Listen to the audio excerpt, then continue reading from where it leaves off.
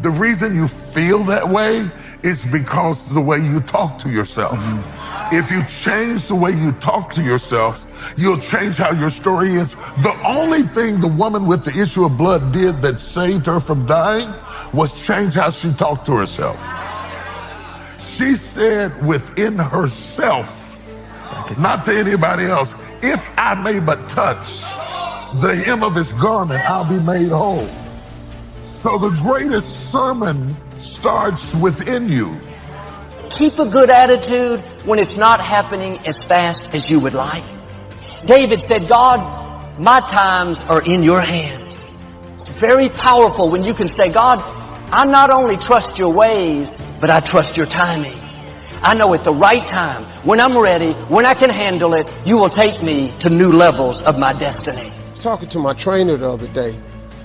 We were working out in my backyard, man, and I sat down on the wall and I said, man, I'm struggling today. This is hard. And he said, what do you mean? I said, man, this workout is hard. He said, no, man, this is hard. He said, how you came from a poor kid in the projects to this house you got in this neighborhood, he said, that's hard. And I had to catch myself, because working out ain't near as hard as the struggle to get where you want. Everybody in this room wants two things. Everybody wants to be successful and everybody wants to be happy. I'm going to tell you something about that. That happiness and success is available for every last one of you. But I'm going to tell you what you're going to have to do. You're going to change your mindset. The difference between successful people and non-successful people is right here. It ain't no difference. I ain't got no more than none of y'all got. God gave me the same thing he gave y'all. God loved me the same as he loved all y'all. But you have got to change your mindset. If you think that they're going to mail this money to your house, you're dead wrong about that. If you think they're going to pave the way for you and make it easy, you're dead wrong about that. If you want to be successful, you got to change your mind, and you're going to have some faith. Listen to me. Rich people think differently. So what I'm going to put in your head today is a rich people concept. The only difference between successful people and not is just how they think. Rich people think different. You don't need another program to be successful. You need to change the way you think. The problem with becoming a millionaire is that when you decide that you want to be a millionaire, you immediately start thinking, how can I become a millionaire? Well, that thought don't just pop into your head, so you get frustrated and you don't become a millionaire. And you start creating stuff like, well, I guess this wasn't the Lord's will. You can't think of how to make $1 million. Stop. But suppose I told you how you can become a millionaire with what you have. I am here to tell you that you can come from nothing and become something. Because here's the deal. All of you have everything it takes to become rich. You just don't believe it. I have the way for you to be rich. This is it. First of all of you have a gift. God gave it to you when he created you. The two most important days of your life is the day you're born and the day you discover why. All you have to do is uncover this gift that God gave you at birth. God never created a single soul without giving them a gift. That's the God that created you. He's a very smart God. God put what you needed inside of you at birth. All of you have a gift. But you have got to do your gift. The thing God gave you at birth to do. It is the thing that you do the absolute best with the least amount of effort. That's your gift. Anything else you doing, you wasting your time. Do most of you know what your gift is? Okay, let me tell you what you do.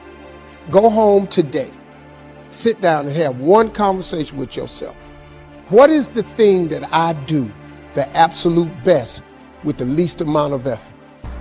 Write it down. I don't care if it's babysitting. I don't care if it's painting. Whatever it is, it's what you do. Sing it. Whatever you do the best, write it down. That's it. You ain't got to go asking a bunch of people. Now, let me ask you this question. This thing that you're gifted at, If you did it for somebody, do you think somebody would pay you $10 for your gift? Could you babysit for $10? Could you cut somebody's hair for $10? Could you cut their grass for $10? Could you do something for $10? Everybody. Don't you have something somebody would give you $10 for? Okay, now, once you have something that somebody's willing to pay you $10 for, this is how this works. It's called the multiples of 10. See, you don't have to figure out how to be a millionaire. You just got to figure out the thing that makes you $10. So now here we go. You do it and you make $10. Soon as they pay you the 10, go do it 10 more times. Whatever it was. Watch some more kids 10 more times. Get another 10. You got $100. When you get $100, whatever you did to make that $100, do it 10 more times. You'd have made $1,000. Whatever you did to make the $1,000, don't get smart. Stay stupid now. Do it 10 more times. Hold up. Now we finna grow a little bit, but guess what you got to do to grow? You just got to do some more. Whatever you made $10,000 doing, I need you to do it 10 more times. What you tripping for? If you do it 10 more times, you got $100,000. Now you might have to hire some people to make this happen. You got to figure that part out. But all you got to do is do what you did for $10. Once you make $100,000, if you just do it 10 more times. Here's the big challenge of life. You can have more than you've got because you can become more than you are. And of course, the other side of the coin reads, unless you change how you are, you'll always have what you got. I have found in my experience that income does not far exceed personal development. Now, sometimes income takes a lucky jump, but sure enough, unless you grow out where it is, it'll usually come back where you are. If somebody hands you $1 million, best you become a millionaire quickly, so you get to keep the money. Otherwise, sure enough, it'll disappear. Somebody once said, if you took all the money in the world, divided it up equally among everybody, it would soon all be back in the same pockets. Success is something you attract, not something you pursue. So instead of going after it, you work on yourself. Personal development. Because true happiness is not contained in what you get. Happiness is contained in what you become. A friend of mine, Bishop T.D. Jakes, said, if you got a problem man or money can solve, you ain't got no problem. So I want you to think about your goals and dreams, and here's what I want you to do right now. I want you to say to yourself, it's possible. Let me share something with you. The easiest thing that I do every year is to live my dream. The easiest thing I do every year is what I do on a day-to-day basis. Those are the easy things that I do. Let me share with you the most difficult thing that I've ever done in my life. And that was to believe that I could do it. To believe that I, Les Brown, who was born in an abandoned building on a floor in a poor section of Miami, Florida, to believe that I, Les Brown, who was labeled educable mental retarded, put back from the 5th grade to the 4th grade, to believe that I had the ability to live the life that I'm now living. And I want you to think about your goals and dreams, and I want you to expand them. Why? Because it has been said that most people fail in life not because they aim too high and missed. No, most people fail in life because they're just like I was for 14 years. They aim too low and hit.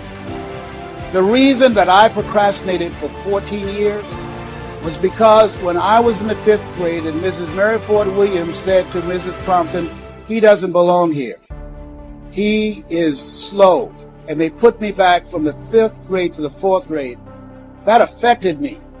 They say sticks and stones will break your bones, but words will never hurt you. Yes, they will. What is it as you look in your past that's affecting you right now? I saw a movie called Magnolia. Powerful line in that movie. We might be through with our past, but our past is not through with us. But you've got to take full responsibility. If everything work out for you, fine. If you have the money, fine. If you can get the help and support of friends and family members and your spouse, great. But if you don't, all of those things are minor things. The major key to your reaching your goals is you. Nobody's going to work on your dream harder than you. You've got to take responsibility to make it happen. If it happens when you come out the gate, fine. But if you fail, so what? Come back again and again and again and again. If it's something that you love, if it's your passion, until you do it. The people that make it in this life, they look around for the circumstances that they want, and if they can't find them, they create them. It's you. You've got to take personal responsibility to make it happen. Don't see yourself as a victim, and it's hard. It's hard. Changing your life is hard. It's hard to keep the spirit up. People don't see the vision. The sacrifice that you have to make, I can tell you from my experience, it's worth it. Here's something I want you to keep in mind. Life is a fight for territory. And once you stop fighting for what you want, what you don't want will automatically take over. Here's the thing about life. None of us wake up and say, today is the day I destroy my life. What we do is we kind of check out because it feels overwhelming. Or we check out because we're afraid. Or we check out because we start listening to self-doubt. And then we make these teeny tiny decisions all day long.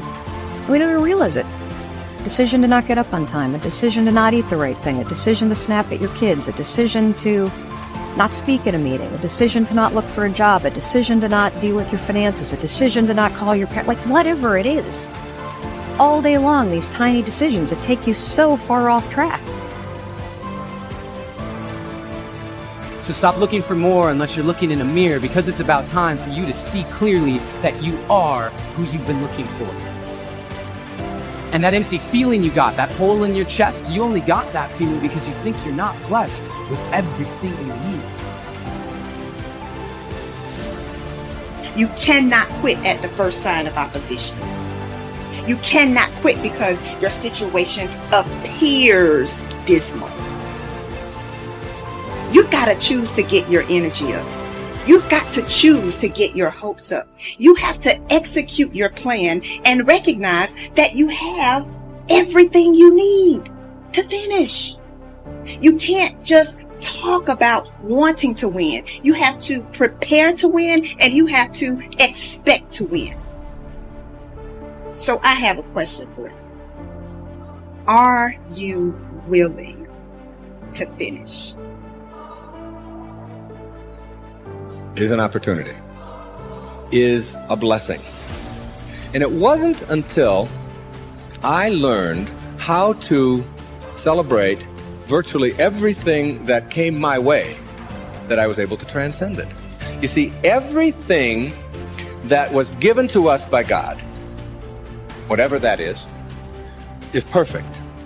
No one can deny the mountains are perfect and the rivers are perfect and the birds are perfect and the hippopotamuses are perfect and so on. This is just what was given to us. Everything else that you have on our planet, that we have on our planet, comes about as a result of thinking.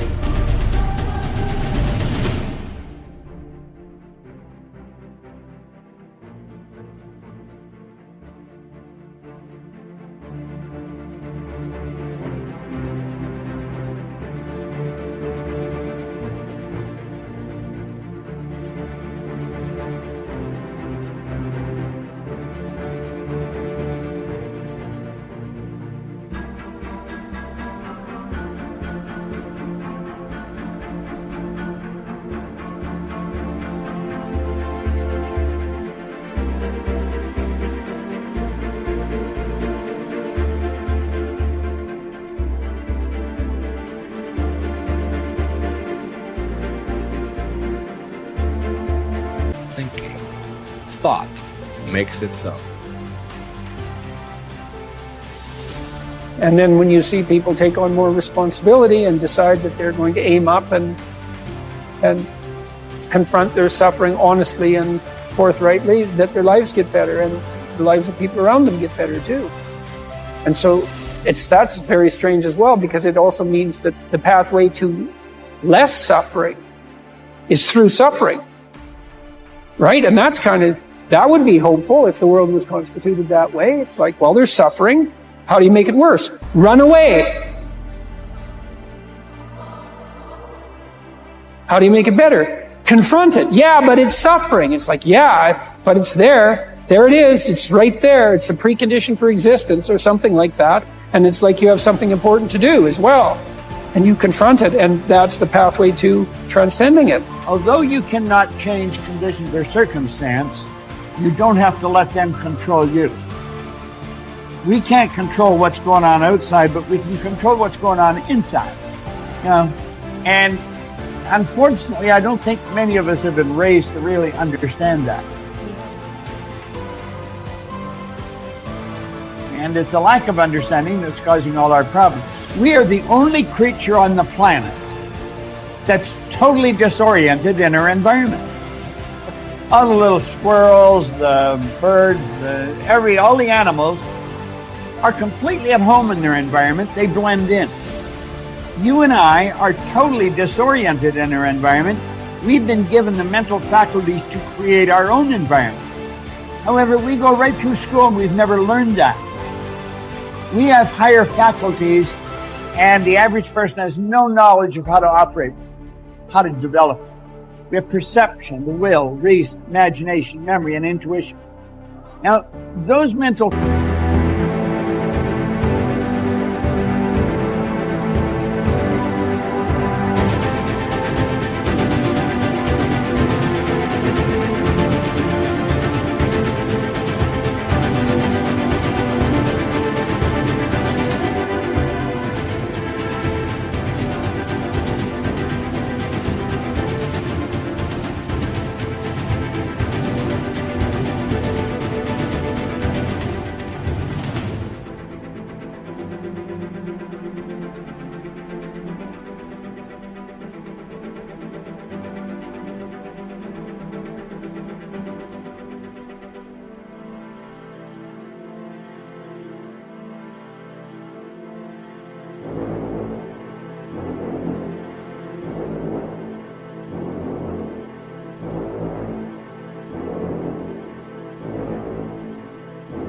faculties, they're not just words, they're actually mental faculties that we can use to take control over our world and to create the environment that we want.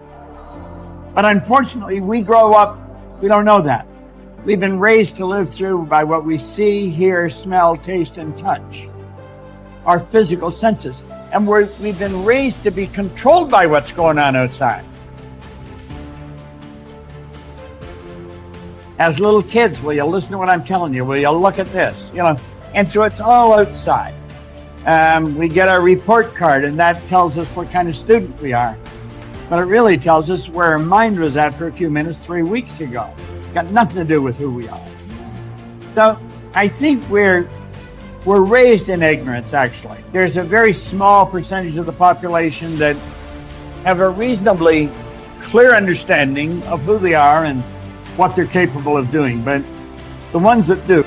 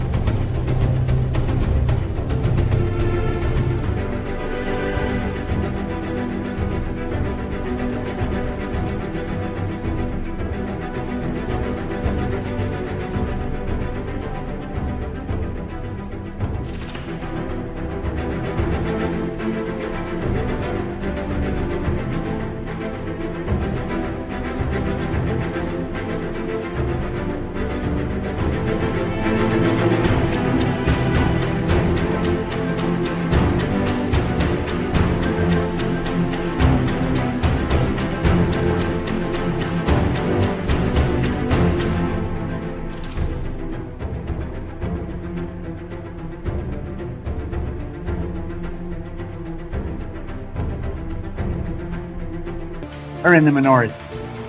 You're going to have to put some effort into your life, and you need to be motivated to do that. And so what are the potential sources of motivation? Well, you could think about them in the big five manner. You know, if you're extroverted, you want friends. If you're agreeable, you want an intimate relationship. If you're disagreeable, you want to win competitions. If you're open, you want to engage in creative activity. If you're high neuroticism, you want security. Okay, so those are all sources of potential motivation that you could draw on, that you could tailor to your own, your own personality. But then there are dimensions that you want to consider your life across. And so we ask people about, well, if you could have your life the way you wanted it in 3 to 5 years, if you were taking care of yourself properly, what would you want from your friendships? What would you want from your intimate relationship? How would you like to structure your family? What do you want for your career? Well, how are you going to use your time outside of your job? And how are you going to regulate your mental and physical health, and maybe also your drug and alcohol use? Because that's a good place to auger down, because alcoholism, for example, wipes out, 5 to 10% of people. So you want to keep that under control. And then, so maybe, you develop a vision of what you would like your life to be, and that associates the goal, once the goal is established, and then you break down the goal into micro processes that you can implement. The micro processes become rewarding in proportion in relation to their causal association with the goal, and that tangles in your incentive reward system. We talked about the dopaminergic incentive reward system, and that's the thing that keeps you moving forward. And the way it works is that it works better if it produces positive emotion when it can see you moving towards a valued goal. Okay, well, what's the implication of that? Better have a valued goal, because otherwise you can't get any positive motivation working out. And so the more valuable the goal, in principle, the more the micro processes associated with that goal start to take on a positive charge. And so what that means is, well, you get up in the morning and you're excited about the day. You're ready to go. And so as far as I can tell, what you do is you specify your long-term ideal. Maybe you also specify a place you want to stay the hell away from, so that you're terrified to fail as well as excited about succeeding, because that's also useful. You specify your goal. You do that in some sense as a unique individual. You want to specify goals that make you say, oh, if that could happen as a consequence of my efforts, it would clearly be worthwhile. Because the question always is, why do something? Because doing nothing is easy. You just sit there and you don't do anything. That's real easy. The question is, why would you ever do anything? And the answer to that has to be because you've determined by some means that it's worthwhile. And then the next question might be, well, where should you look for worthwhile things? And one would be, well, you could consult your own temperament. And the other would be, well, you kind of look at what it is that people accrue that's valuable across the lifespan. So you do a structural analysis of the subcomponents of human existence, and I already did that. You need a family, you need friends. You don't need to have all these things, but you better have most of them. Family, friends, career, educational goals, plans for, time outside of work, attention to your mental and physical health, etc. That's what life is about. And if you don't have any of those things, well, then all you've got left is misery and suffering. So that's a bad deal for you.